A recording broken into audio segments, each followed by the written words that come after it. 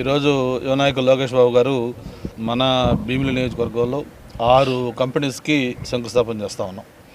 అందులో ఇంక్లూడింగ్ రహేజా, దాంతోపాటు world trade centre, ఇవన్నీ కూడా ఈరోజు శంకుస్థాపనలు అవుతూ ఉన్నాయి.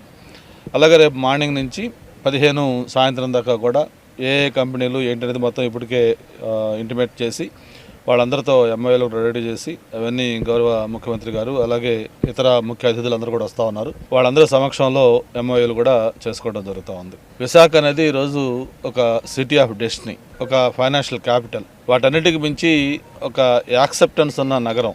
ఎందుకంటే ఒక మంచి కాస్మోపాలిటన్ కల్చర్, ఒక ప్రకృతికి సంబంధించిన అందమైన ప్రాంతం.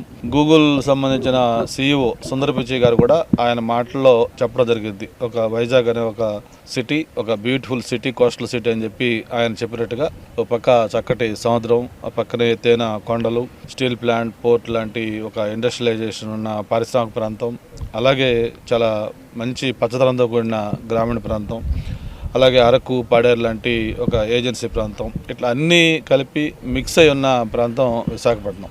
మరి అటువంటి విశాఖపట్నానికి పెట్టుబడులు రావడం అనేది మరి చంద్రబాబు నాయుడు గారు, పవన్ కళ్యాణ్ గారు, నరేంద్ర మోడీ గారి నాయకత్వంలో ఏదైతే డబుల్ ఇంజన్ సర్కారు కృషి చేస్తూ ఉందో దాన్ని చేసుకొని పెట్టుబడుల యొక్క వరద మనకి ఆంధ్రప్రదేశ్ రాబోతూ ఉంది.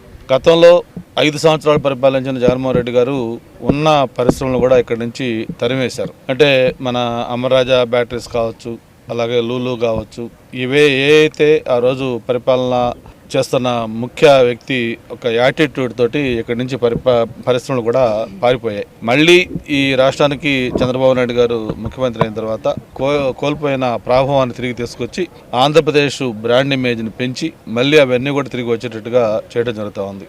రేపు సమ్మిట్లో ఆయన కూడా పార్టిసిపేట్ చేస్తూ ఉన్నారు, లూలు CMD.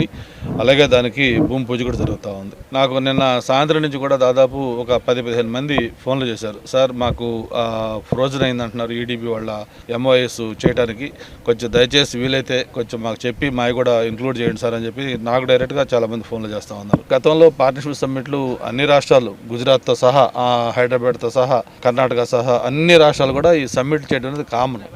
అయితే దీనికి ప్రత్యేకంగా ఆంధ్రప్రదేశ్కి ఎందుకంత క్రేజ్ వచ్చిందంటే ఇక్కడ ఉన్న నాయకత్వం, అటువంటి నాయకత్వం ఉంది కాబట్టి క్రేజ్ వచ్చింది. అందుకే ఇది గ్రాండ్ సక్సెస్ అవుతా ఉంది. దాదాపు మెజారిటీ MOS అన్ని కూడా మన భీమిలి నియోజకవర్గంలో అవుతా ఉన్నాయి. ఈరోజు లోకేష్ బాబు గారు చేసే 6 ఫౌండేషన్స్ కూడా మొత్తం మన భీమిలి, దట్టు మధురవాడ, ఎండాడ ప్రాంతంలోనే జరుగుతూ ఉన్నాయి. ఇంకా రేపు జరిగే వాటిల్లో కూడా గూగుల్ కానీ లేకపోతే మిగతా ఇతర MOS కూడా మెజారిటీ మనకే వస్తూ ఉన్నాయి.